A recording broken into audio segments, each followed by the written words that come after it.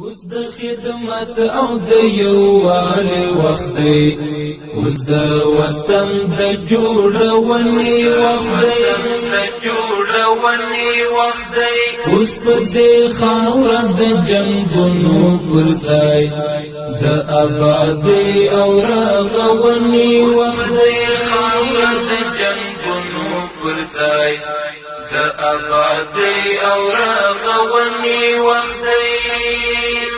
اوس د خدمت او د یووالي وخت دی، اوس د وطن د جوړونې وخت دی،